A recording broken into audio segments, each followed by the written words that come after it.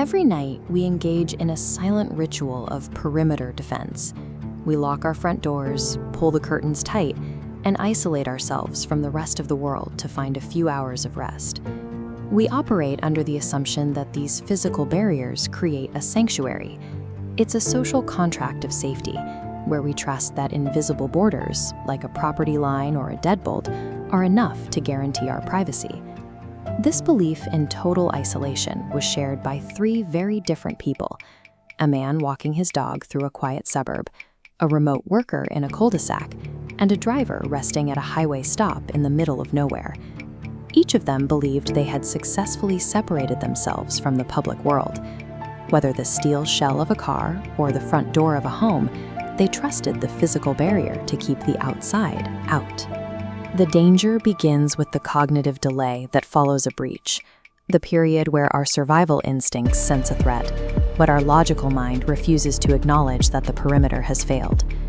In a quiet environment, a threat often announces itself through a small, dissonant detail. It's a moment where the surroundings stop making sense, signaling the safety we assumed is compromised. For the suburban dog walker, this happened in a dark, empty field between two houses. As he passed by, he heard a muffled, quiet laugh coming from the pitch-black void, the sound of someone watching him from the shadows. Miles away at a desolate rest stop, a driver was resting in his car when he was startled by a distinct wet cough. He was the only person in the parking lot, yet the sound came from right outside. The remote worker's warning was even more intimate.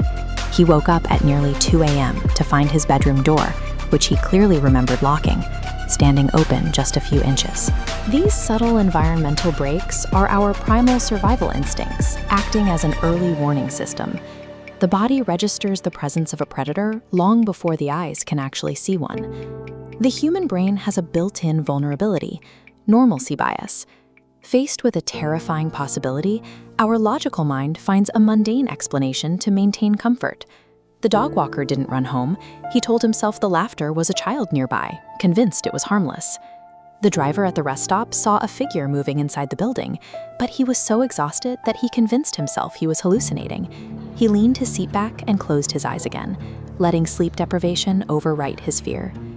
Even the worker who found his door open multiple nights a week chose to believe his memory was failing him. It was easier to think he had simply forgotten the latch than to accept that an intruder was moving through his home while he slept. This bias gives a predator their most important tool: time. Our logical brain pacifies us just as our survival instincts are screaming for us to move.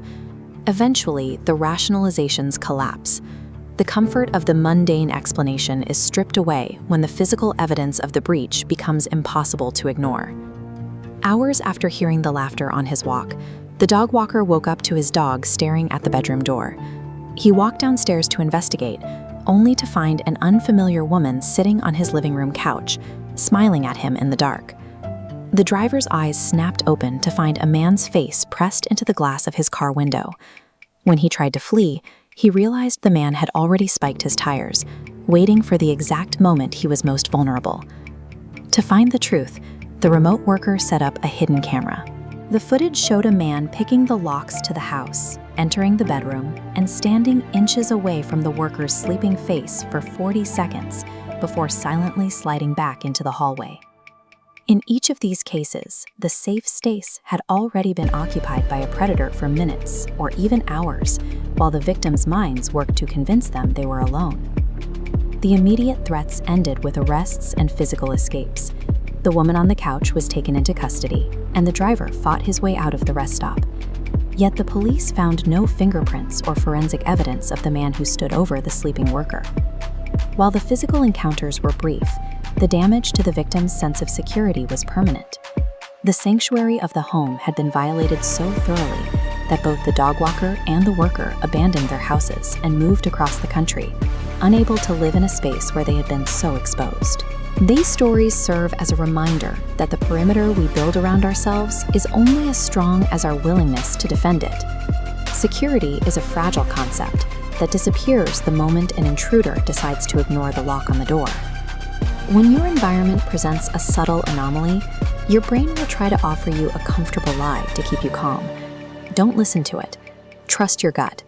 because recognizing the breach early is often the only thing that ensures you survive.